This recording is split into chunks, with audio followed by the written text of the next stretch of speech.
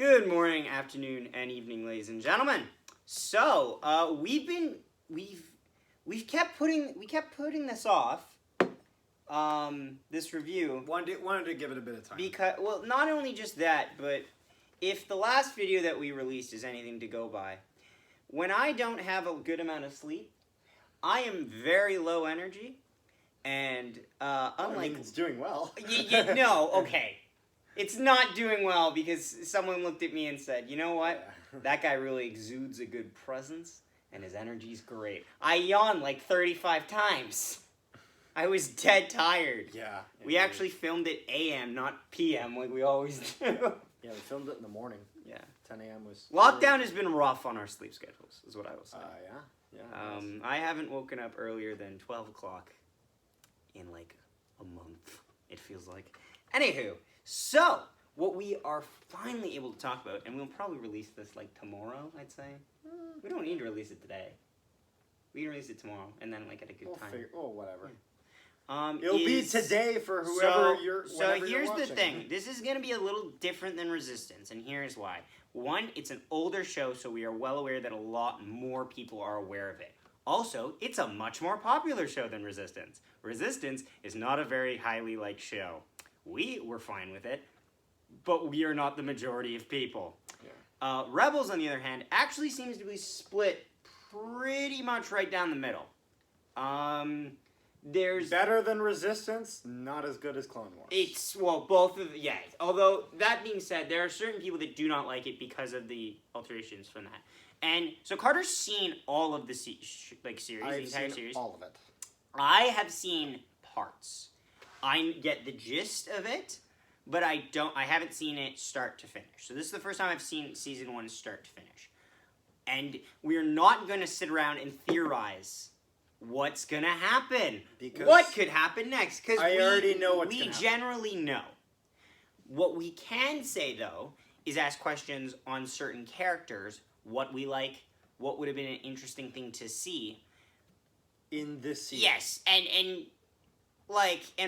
how this really reflected on us. So, I guess if you want a non-spoiler version of this, in quick summary, it's worth the watch. I would say season 1 does fall into the trap of being a kid show. Season 1 reminds me a lot in terms of tone, like Resistance. With the exception of the dialogue. The dialogue's a lot better. The dialogue is a lot less kid. The dialogue is a lot less kid friendly, and like Resistance, it gets the darkest moments are at the finale. And it's funny as it should be, though. Oh yeah, it's funny because this show actually and Resistance are the only ones that really go start finish, like a season-wide arcs. Yeah. Like Clone Wars prides itself on having individual stories told in that, and I like that. Yeah, and Clone Wars they'll sometimes do an arc where they'll have they'll start it in season 1. Yeah, and then they'll finish it in season 4. Let's make a prequel to that. Yeah. It's the most George Lucas way you can do it. But anyway, yes, we're here to talk about Rebels, and honestly, the ensemble cast is very well done. There are certain voice actors that go above and beyond in their limited time and their gifted time that they have to really make the characters well. And the voice, I'm a huge fan because I know some of the voice actors from some of their other work. Jason Isaacs, Lucius Malfoy, he played Ra's al Ghul in one of the things.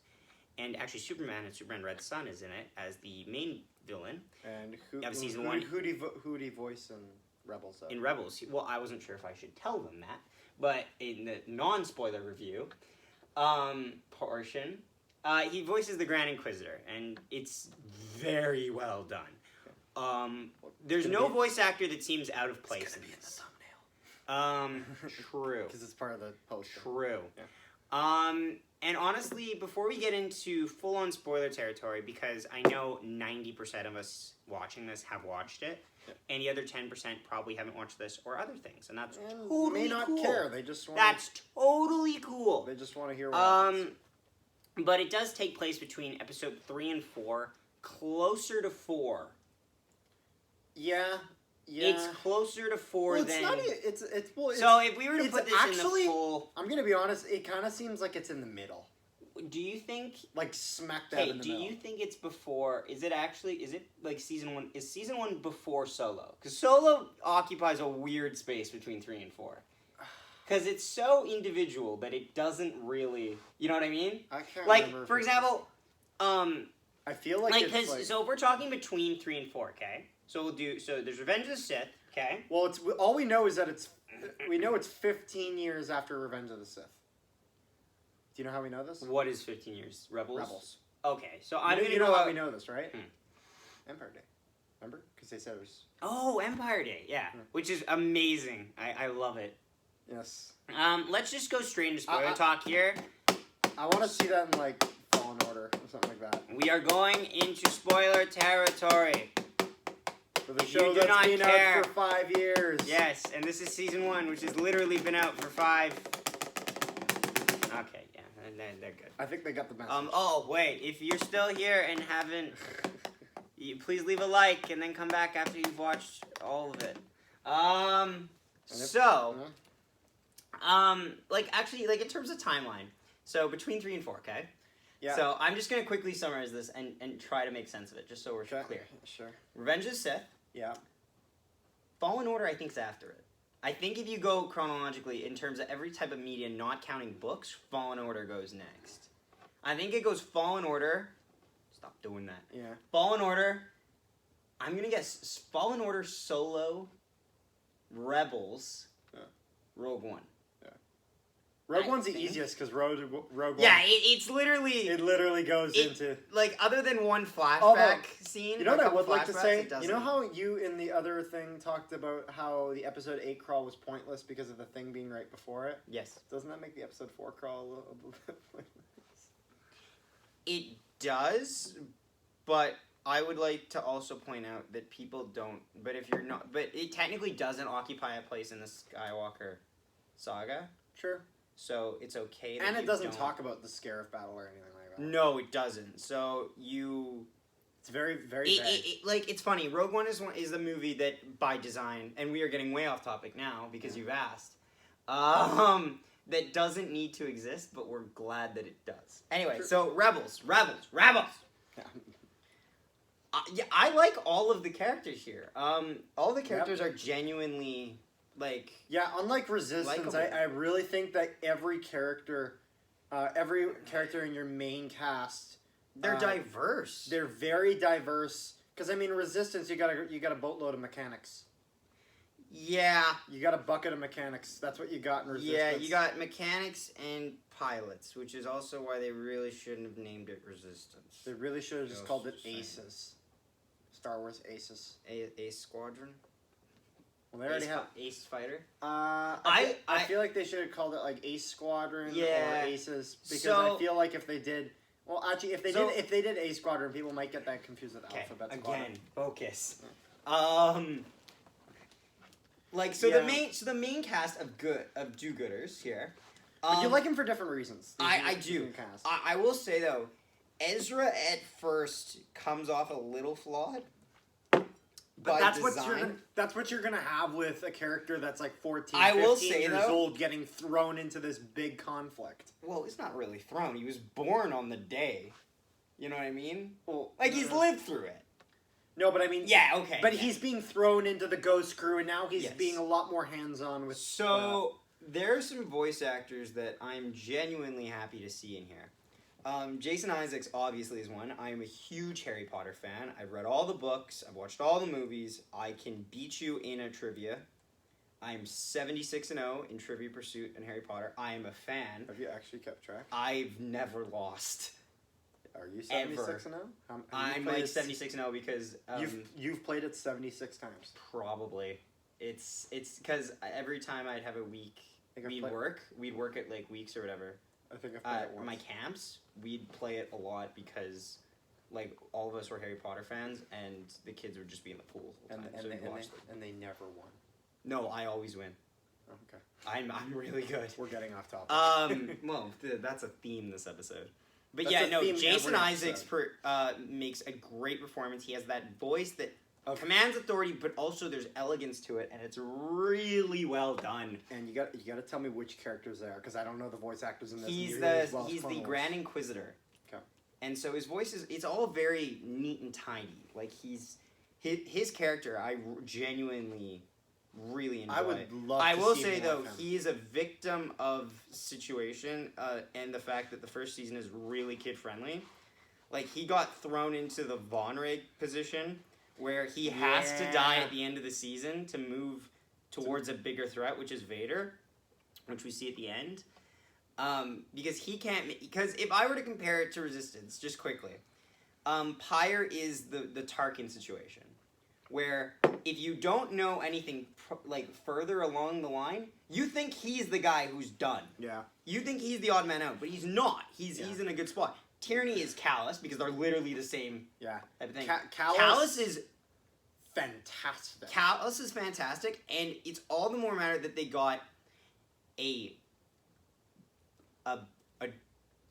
what is the word I use? Because I can't use African American because he's British.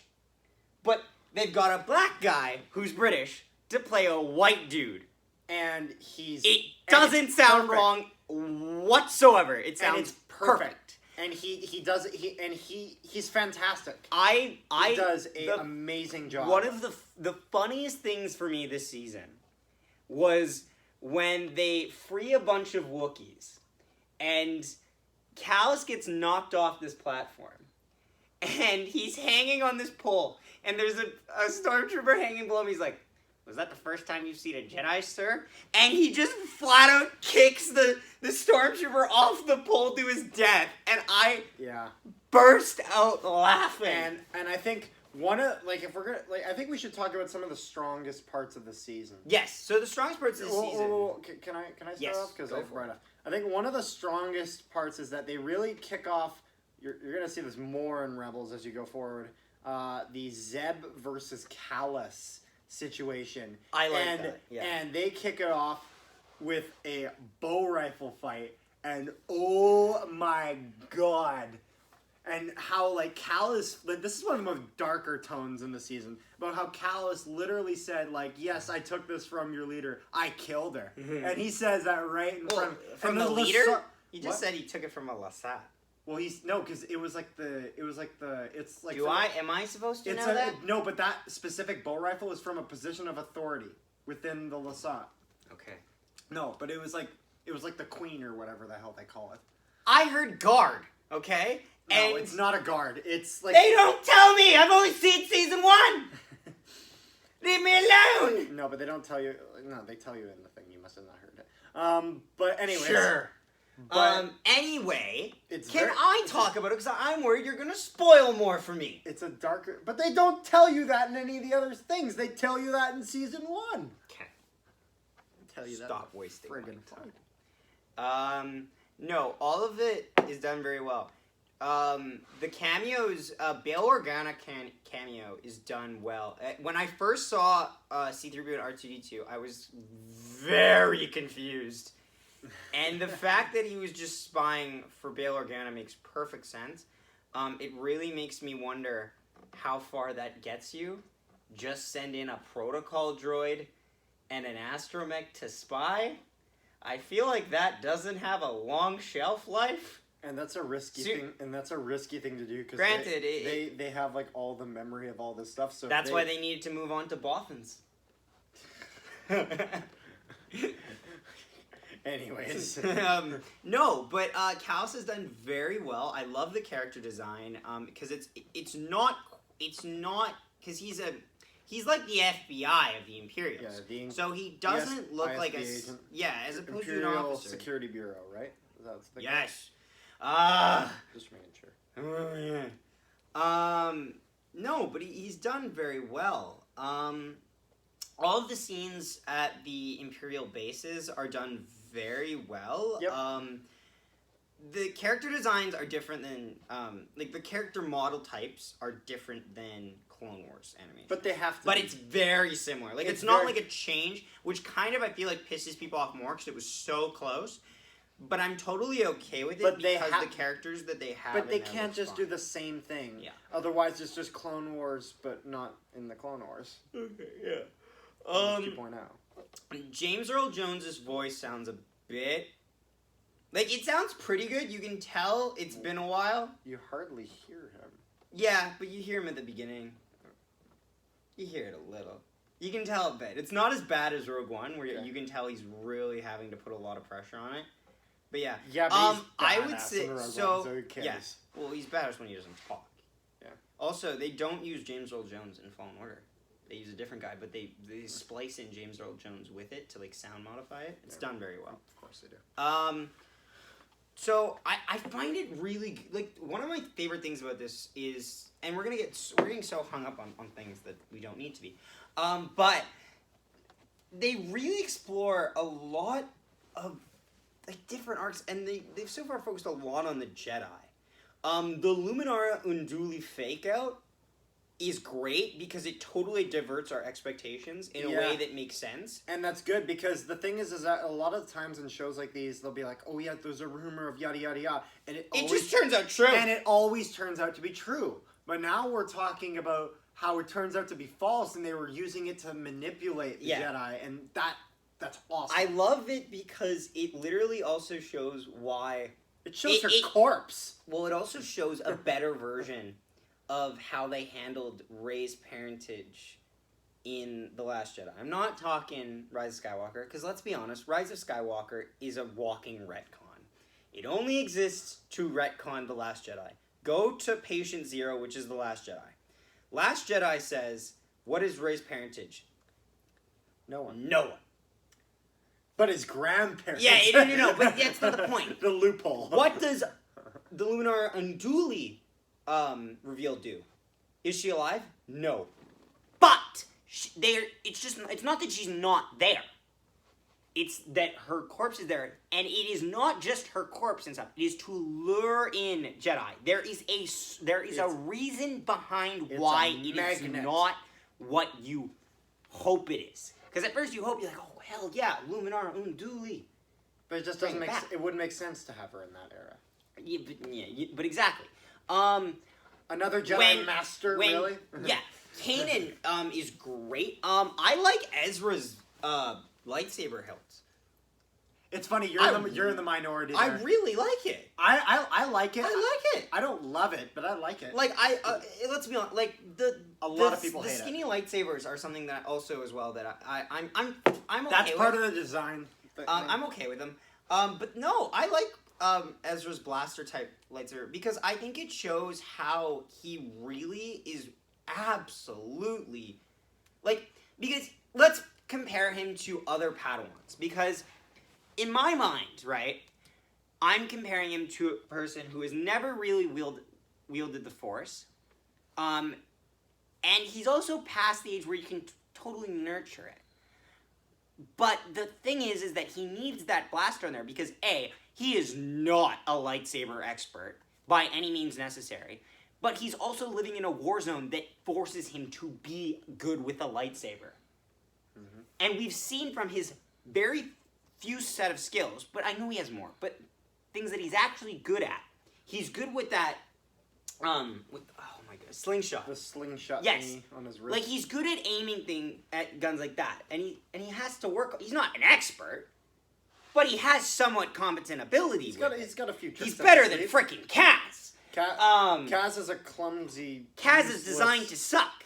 Ezra's just designed to not be elite. And so having that gun there gives me the rationale of how he gets out of situations. Because he's not this expert that can just go, done, let's go. He's not Kanan. Yeah. Kanan is solid. Freddie Prinze Jr., who plays Kanan, what a delight to see him. I'm so happy he got a role. I don't know who he is. He played Fred in the Scooby-Doo live-action movies. I haven't seen He's that just one. an all-around nice guy. Yeah. One thing I will say is I love the cameo of, well, it's a bit more than a cameo, of Lando Calrissian. Yeah. With, what's his name still playing him? Billy D. Williams. Billy D. Williams. That's who it was. Yeah, his voice really holds up, and I'ma just say it, Twi'lek people, y'all are getting a worse deal than the Corrin. Yeah. The Corrin at least get to be villains. You're either a freedom fighter or a slave. And that's how we've seen it. No, there's 3 different ones. There's a freedom fighter, a slave, and a prostitute. So a freedom... Yeah. What was that? I don't even want to ask. Jabba the Hutt. Yeah, I put that one in the category of slave. Okay, fair enough. Thank you very much. Fair enough. There's some overlap. Yeah, let's throw out the word prostitute in Star Wars canon. Yeah, you never know. Good lord. No, but like... Anakin hired one. Go. I'll finish the review. Go. I love the, but no, when Tarkin shows up, the season really kicks up. For one, we get our first proper death. Oresco and Grint, 2 of the somewhat comic relief Imperials, get straight up decapitated. Yep. And when I watched this, because I it's funny, I knew it would happen, but I forgot about it. Like, I knew I'd seen it before, but when it happened, I went, oh, it happens right when they meet him. Yeah. Damn. It really makes me wonder why he told Vader to release that chokehold. Because he doesn't seem to really care. Yeah. But, like, it's done so well, unlike, because you get all the faces of the Imperials getting different reactions. And like, there's 4 people in the room that are alive after he cuts their heads off. Tarkin totally stands by it. The Grand Inquisitor doesn't totally seem gung-ho about it. He just seems like he's begrudgingly do it. He's like, okay, yeah, I gotta do it. Callus looks genuinely surprised, but not, like, he's just like, oh. Oh, shit. Well, I guess... And then Minister Tua looks horrified! Which really shows the type of puppet politicians they have. Although I really like it in the sense of after watching a show like Resistance and you seeing how the First Order can be so incompetent at doing stuff, and seeing the Imperials have no tolerance for that, I like that. Yes, it's very good. We had to wait 2 seasons for the First Order. You're not going to screw up. You will do your job. And if you don't, that's what happens. No, it's really well done. The worlds they travel to are pretty good. I like some of the character building in terms of having Vizago as a weapons dealer, having Asmorgian. What is that pig thing's name? That big red thing's. Oh, Asmorgan?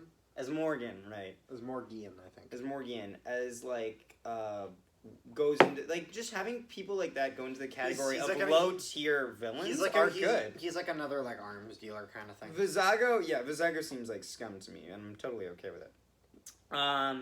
He's kind of like a Hondo.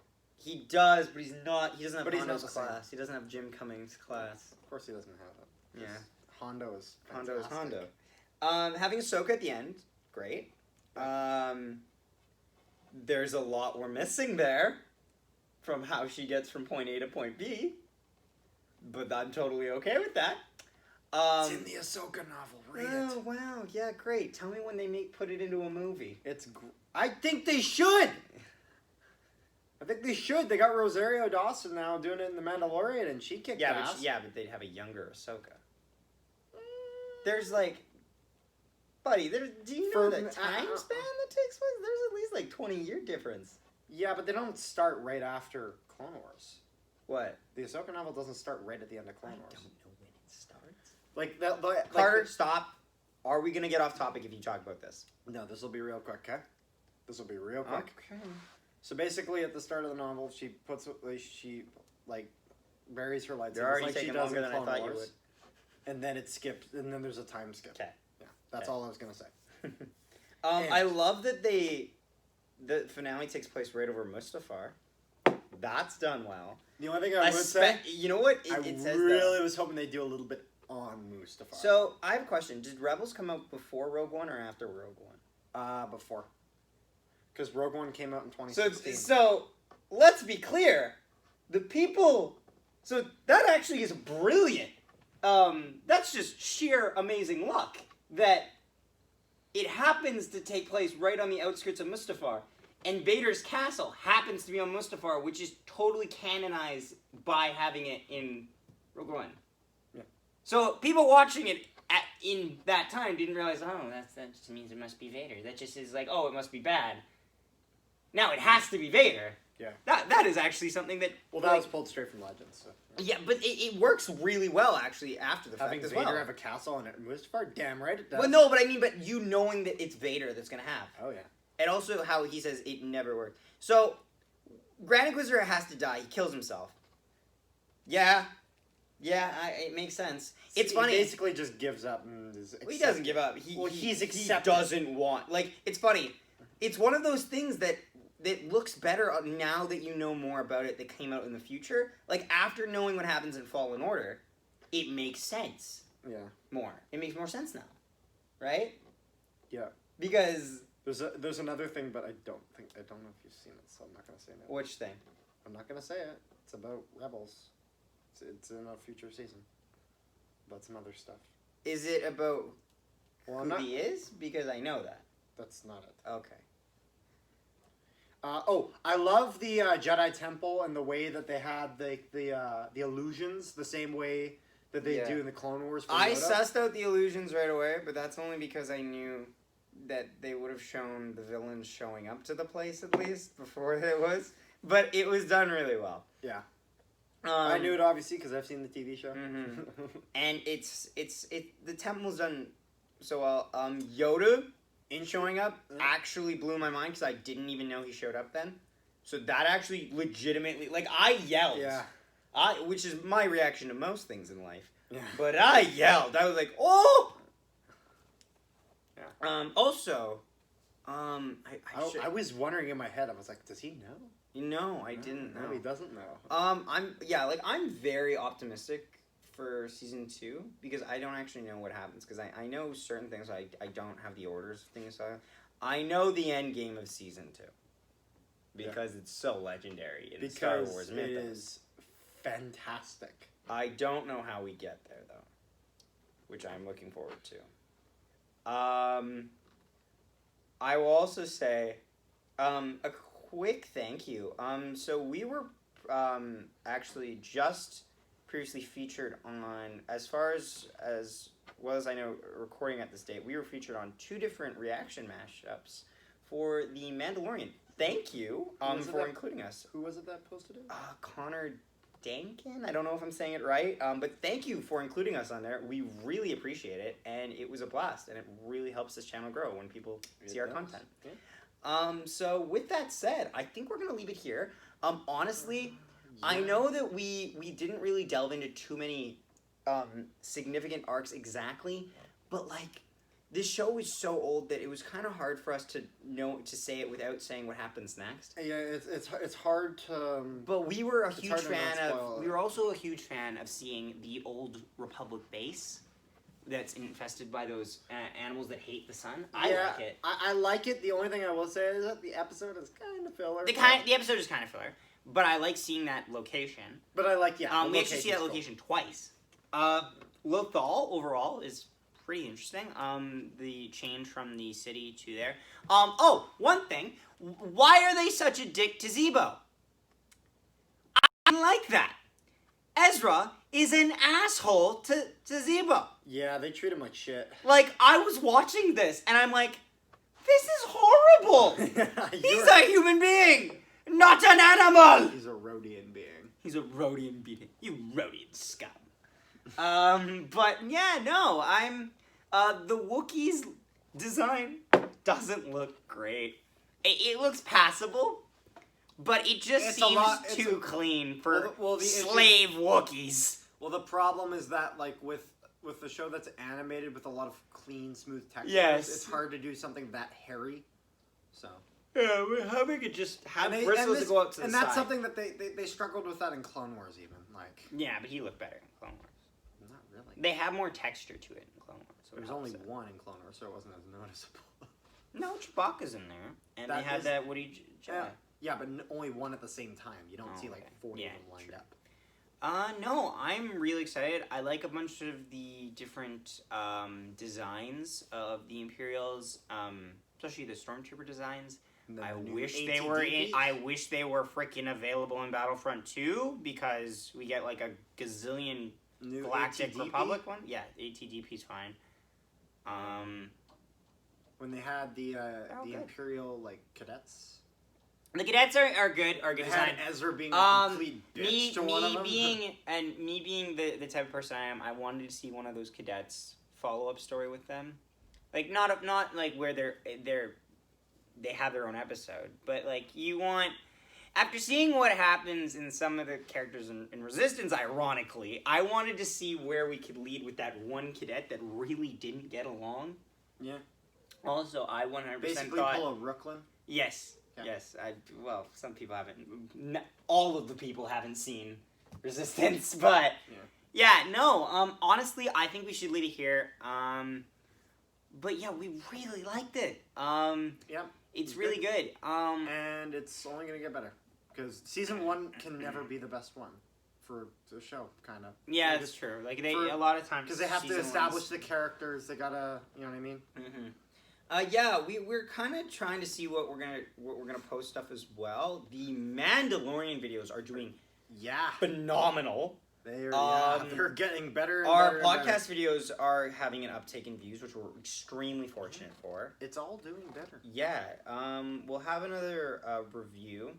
We might Podcast actually coming soon. In the next few days, somewhat. so. Yeah, we're also gonna at some point do a review for what's it called? For Battlefront 2, the story mode. That's probably gonna be a while. I have to Yeah. really go through. Well, it's gonna be longer to have a Fallen Order one, because I just have to pretend like I have to go back and watch some of it. Yeah, you've played half the game and not the other half, and that is not an accident. No, that's a selective choice. Yeah. Um. Arachnophobia is real. Kashyyyk and Dathomir are not for you. No. Dathomir, maybe a smidge, but not Because Kashyyyk. they're smaller. They're smaller. But you just don't like the idea of them. No. Kashyyyk just being like huge and big Shut and up. scary. Shut up. Shut the hell up. No, but yeah, we'll cover that. We'll figure out other stuff to cover, honestly. There's a lot of free time nowadays. I know for me personally, my university is ending right now, our term, going into winter. So yeah, we got time to do stuff. This is a review of Rebels, not your universe. Yeah, we even included a bunch of stuff anyway. We are getting So once again, if you enjoyed watching this, please leave a like, share it around, and be sure to subscribe, and even hit the notification button if you want to know, because why not? And be sure to follow us on Instagram at Nolan Hockey Podcast. And I think that'll be it. Thanks for watching. We'll see you next time.